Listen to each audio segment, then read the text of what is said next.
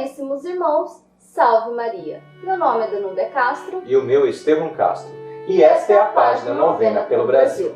Sem muitas delongas, neste vídeo queremos te convidar para a segunda novena a Nossa Senhora do Carmo, que faremos em nossa página do Facebook e no nosso canal do YouTube entre os dias 7 e 15 de julho.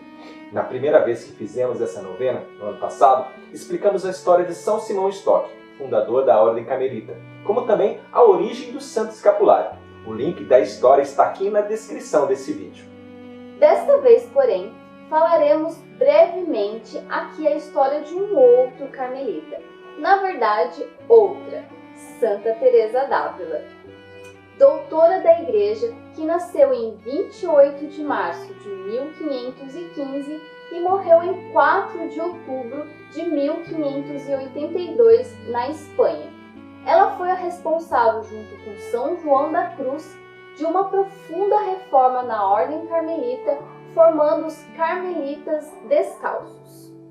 Santa Teresa foi uma mulher forte e determinada. Recebeu de seus pais uma sólida educação católica e desde criança era possível ver em Teresa virtudes cristãs heróicas, pois desde cedo ela meditava sobre a vida eterna. Tanto que uma vez, junto com seu irmão Rodrigo, fugiram de casa para se entregar aos mouros para serem degolados e mortos como mártires. Felizmente, esses planos foram frustrados por seu tio, que os encontrou no portão da cidade de Ávila.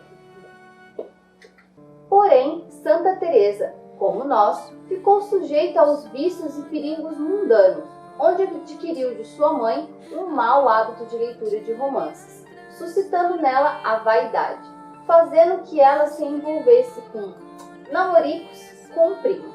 Mas seu pai logo percebeu e, sem hesitar, colocou a filha em um convento de freiras agostinianas para lhe servir de correção. E foi neste convento que Santa Teresa foi instigada à récita do Santo Terço. E logo, voltando a rezar novamente, passou a considerar a possibilidade em se tornar uma religiosa, pois na verdade a jovem Teresa tinha aversão à ideia de ir para um convento definitivamente, uma vez que desejava casar-se e constituir uma família.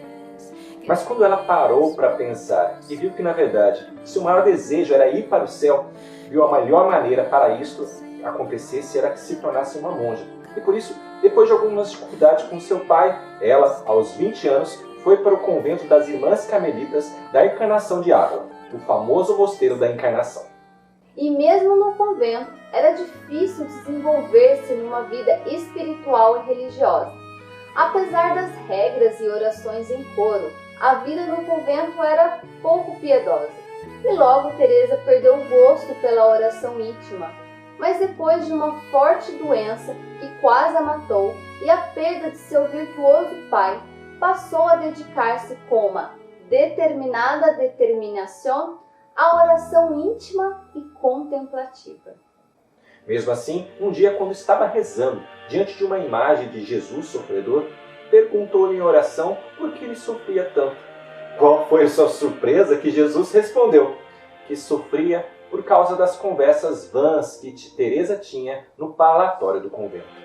E foi a partir daí que Teresa se converteu, aos 40 anos, quando iniciou sua vida mística.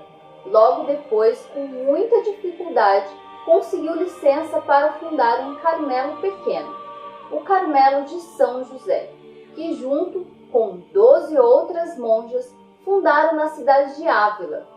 Porém, as dificuldades eram inúmeras para as religiosas. Pobres e sem qualquer auxílio, viviam de esmolas. Naquela época, no mundo, vivia o surgimento do protestantismo, onde países inteiros viraram hereges. A exemplo da Alemanha e da Inglaterra, e na França acontecia uma guerra por causa disso. Tinha também o fato do descobrimento da América, um continente inteiro para ser evangelizado.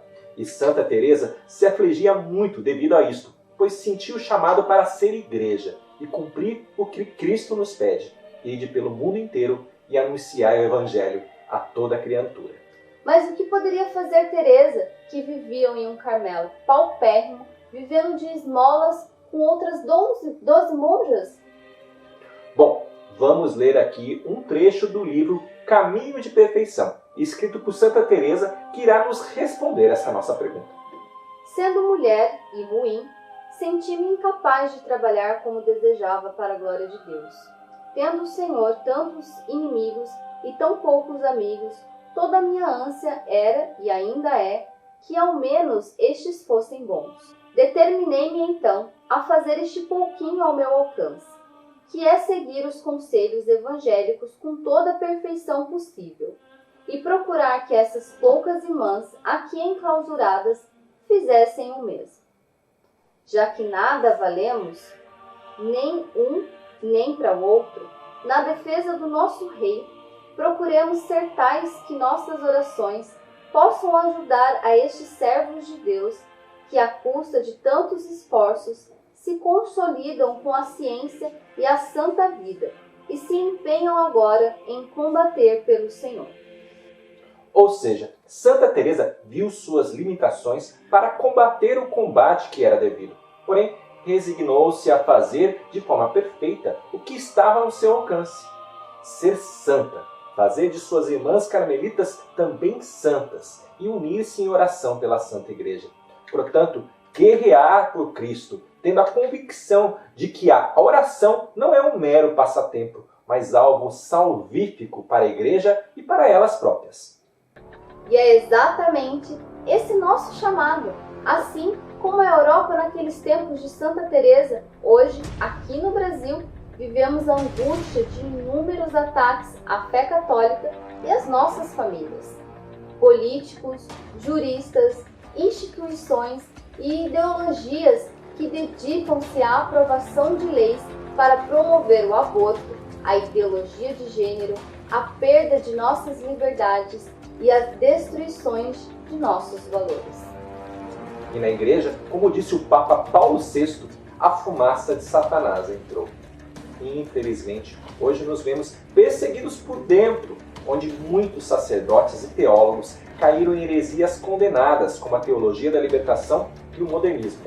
E em nome de uma paz do politicamente correto, grande parte dos nossos católicos abandonaram a cruz e a verdade para viver em harmonia com os poderes globais mundanos.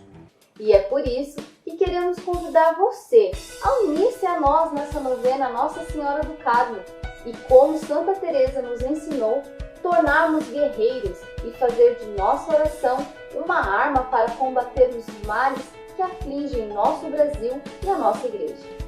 Postaremos em nossas redes sociais, que vocês podem ver aqui em cima, as orações apropriadas para cada dia da novena. Como também faremos uma live todos os dias, às 8 horas da noite, para rezarmos juntos essas orações em seguida do Santo Terço.